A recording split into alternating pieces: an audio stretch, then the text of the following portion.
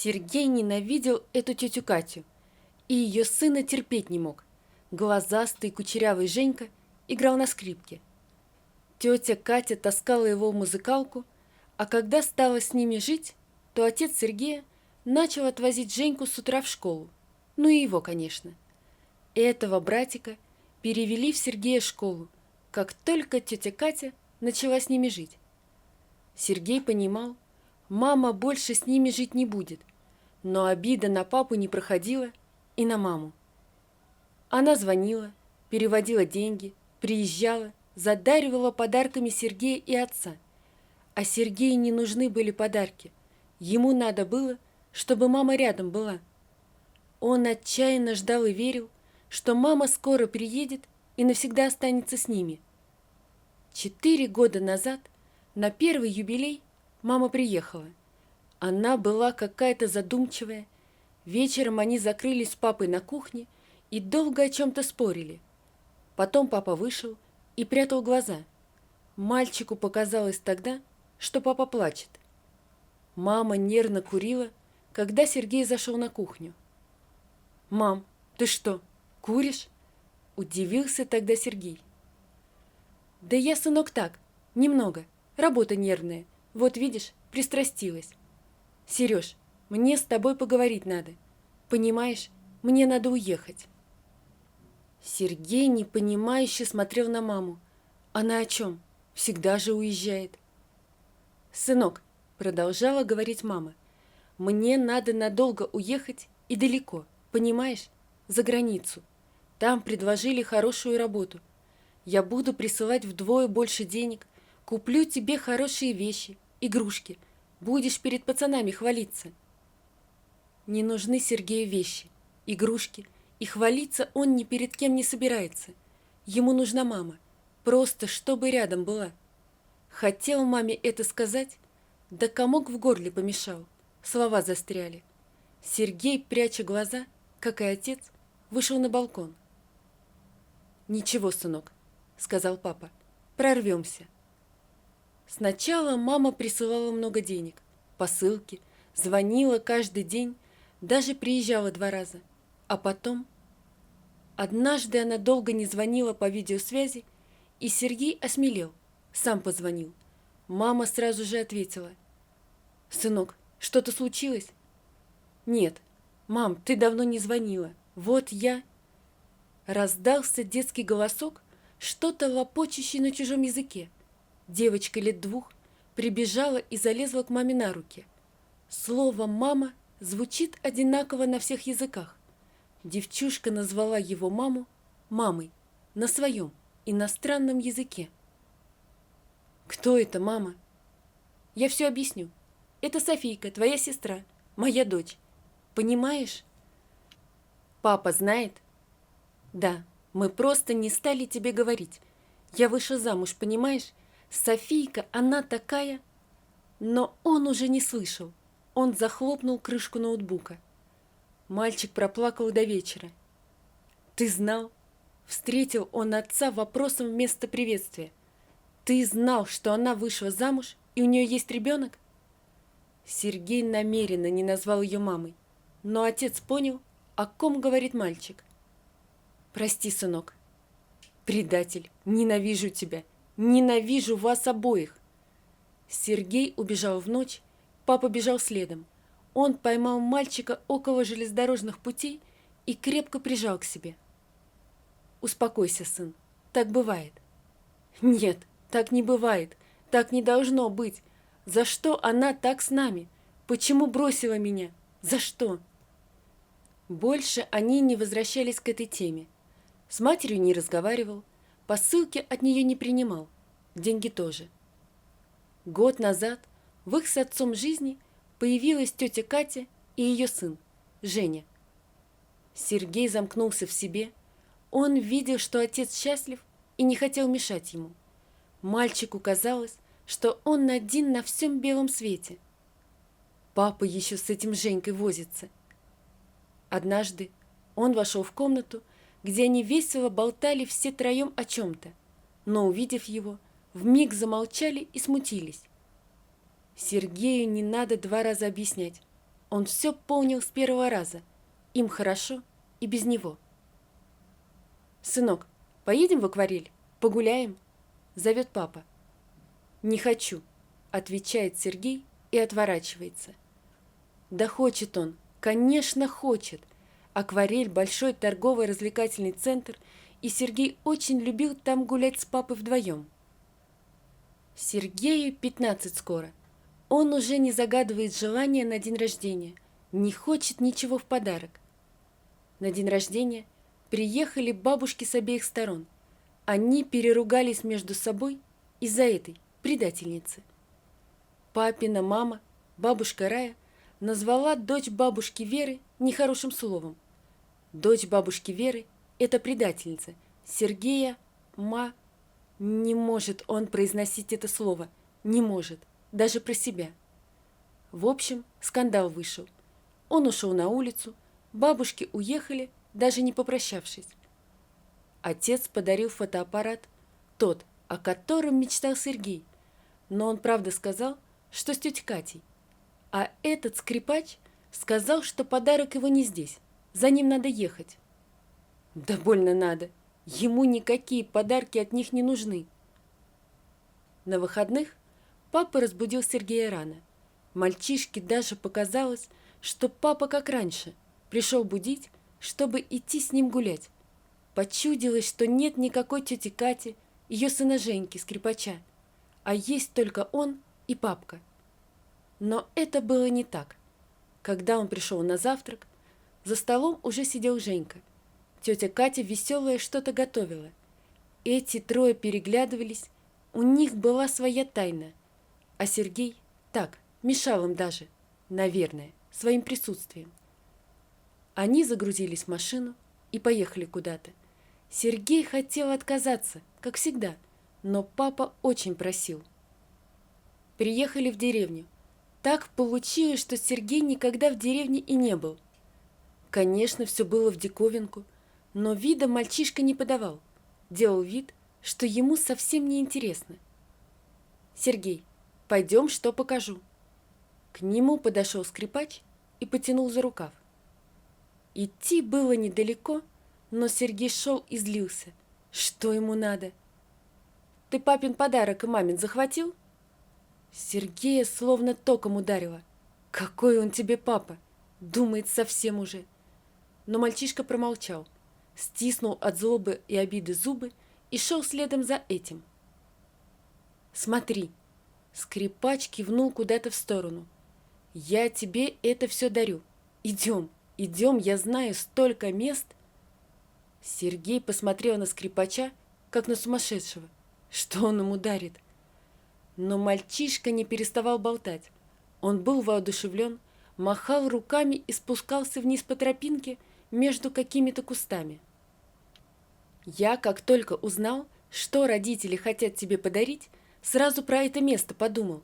Я решил, что подарю тебе его, поделюсь с тобой. Смотри, мы тогда обсуждали твой подарок, а ты зашел как раз, мы чуть не спалились. Сергей посмотрел. Вид открывался чудесный. Рука потянулась сама к фотоаппарату. «Я много тебе мест для творчества покажу. Это все для тебя.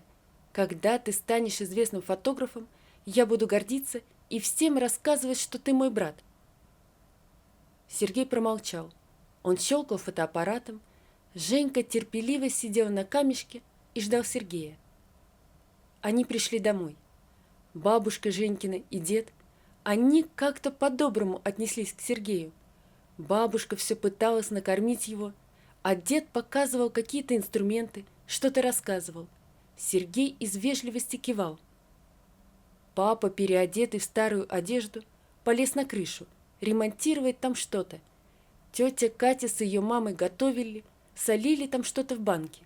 Сергей не знал, куда себя деть, он слонялся по двору, даже успел щелкнуть куриц и гуся. Мальчик подошел к забору и услышал голоса. «Эй, город, а ты что, не понял в прошлый раз? Деньги гони за то, что ходишь тут, воздухом нашим дышишь. Тебе что, скрипку твою затолкать куда-нибудь? Иди бегом, тащи нам». Дослушивать Сергей не стал. Он подтянулся на руках и увидел стоящего с плотно сжатыми кулаками Женьку. Огромные глаза его стали еще больше, в них плескались озера слез. «Эй, рекетиры!» — окликнул Сергей пацанов, чуть постарше возрастом, чем Женька. А может, они просто так выглядели. «Что, денег захотели? Пойдите заработайте. Кто пацана тронет, получит от меня. Можете бежать, братьев, дядек звать, кого там еще, папок своих. Я слышал, что вы трусливые шавки, один на один не ходите, а только толпой». «Ты что?» — начал было один, но второй постарше и понаглее отодвинул его в сторону. «Мы сказали скрипачу, чтобы ходить по нашей земле». Сергей спрыгнул на землю и встал впереди Женьки. «Слышь, бродяга, зови старшего, пусть он мне это скажет». «Какого старшего? Я старший». «Ты же не думаешь, что я с малявкой, как ты, драться собираюсь? Бегом за старшим, время пошло. Жека, идем». Впервые за все время Сергей назвал мальчишку по имени и вообще как-то обратился к нему. Женька взял за руку Сергея и обернулся, показал кулак мальчишкам. «Будь выше этих люмпенов», — сказал Сергей. «А вообще, старайся не поворачиваться к ним спиной. Они бесчестные и как шакалы нападут стаей». Первый раз Сергей заговорил с Женькой. Они зашли в ограду. Через полчаса в калитку громко застучали. Там стоял здоровый мужик и, угрожающе сжав кулаки, смотрел во двор, увидел Сергея и велел подойти. «Ты что ли тут самый наглый?» «Смотря относительно чего. Ну это, ты моим пацанам обещал бошки оторвать. Ты что, мля, уху ел?» «Нет, уху я не ел», — смело глядя в глаза мужику, говорит Сергей. «У нас с утра лапша с курицей была. А вы, судя по всему, родственник тем несовершеннолетним хулиганам, которые с моего брата...» Сергей запнулся было, но быстро поправился. «Деньги трясли. А может, это вы их подослали? Я им велел старшего позвать. Сказал, что с мелюзгой связываться не буду». Что случилось? К Сергею спешили папа и Женькин дед. Бежали тетя Катя со своей мамой, бабушкой Ирой. «У Женьки деньги вымогают местные, 3 на 1. Я велел им старшего позвать. Не бить же мне морды мелюзге. Они позвали, вот пришел, видимо, за деньгами своими. Ну, вернее, за вашими с тетей Катей, пап. Женька-то еще не работает». «Ты что несешь? Ты зачем сына моего обидел?» «Я? Ведите его сюда. И если он докажет, что я хоть пальцем...» Сергей даже не подходил к ним. Это они мне обещали скрипку засунуть. Деньги требовали. А он велел мне идти домой. А вашим мальчикам сказал, чтобы они не смели меня обижать. И если хотят разбирательств, то чтобы привели кого-нибудь постарше. Мама, дядя Саша. Женя повернулся к родителям. Сергей даже слова грубого не сказал им, и мне велел с ними не связываться. «Ага, не сказал». Раздался откуда-то голос того самого мальчишки, который вымогал деньги у Женьки.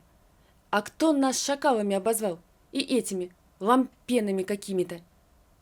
«Вас?» – удивился Сергей. «Прям подошел и тебе сказал, что ты шакал?» «Нет, но ты скрипачу сказал, что шакалы нападают стаей». «И что? Я многое что говорил». «Так», – мужик повернулся к пацану. «То есть кто-то у нас взрослый, да? Кто-то дофига свободного времени имеет? А ну марш домой!» «Ну, пап, ну что?» «Бегом, я сказал, коза ностра фигова!» «Простите, и ты, пацан, тоже, извини. Не бойся ничего. Видишь, брат у тебя какой!» Мужик подмигнул Сергею, поздоровался со взрослыми, еще раз извинился и пошел. В городе Сергей тихонько начал учить Женьку самообороне. Сам он ходил в разные секции. Не сразу, тихонечко, мальчишка стал оттаивать. Не раз он замечал, как Женька хвалится перед своей малышней в школе, что у него есть старший брат, и он смелый и справедливый. Сергею это нравилось. Однажды, Они бесились в комнате с Женькой. Сергей учил его новым приемам.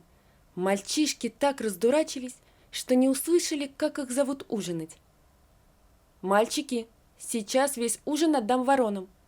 Заглянула в комнату тетя Катя. «Не надо, мама!» В один голос закричали мальчишки.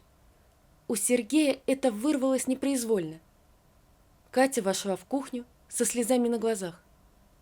«Катюша, что случилось?» – спросил Александр. «Он, Сергей. Что такое, обидел?» Катя помотала головой. «Он меня мамой назвал». И нет на свете человека счастливее Сергея. Почему же раньше-то они не пришли к ним жить? Столько времени потеряно, столько времени. Ну и пусть, теперь у него есть семья, мама и папа, младший брат, кучерявый скрипач Женька. А еще есть бабушка с дедушкой в деревне. Они совершенно другие, не такие, как городские, которые всегда ругаются. Бабушка обижается, что не приезжаешь. Мимоходом говорит отец. Мы же были недавно всей семьей. Не та, сынок, другая. Как-нибудь заеду. Он заехал. Дверь открыла женщина. Конечно, Сергей узнал ее. «Сынок, какой ты большой стал!»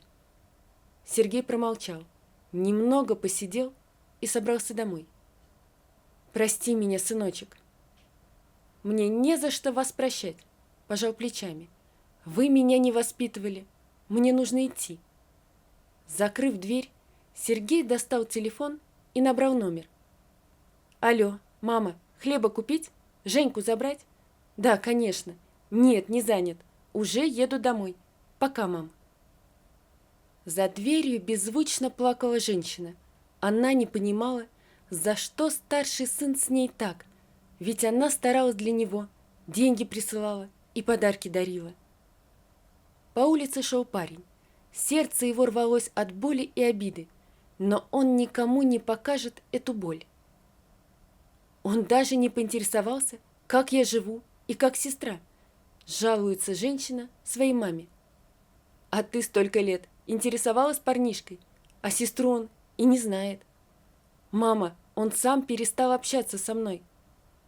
Мать женщины устало качает головой. «Знаешь, дочь, что посеешь, то и пожнешь. Так говорят». «Ай, мама, это Саша так его воспитал.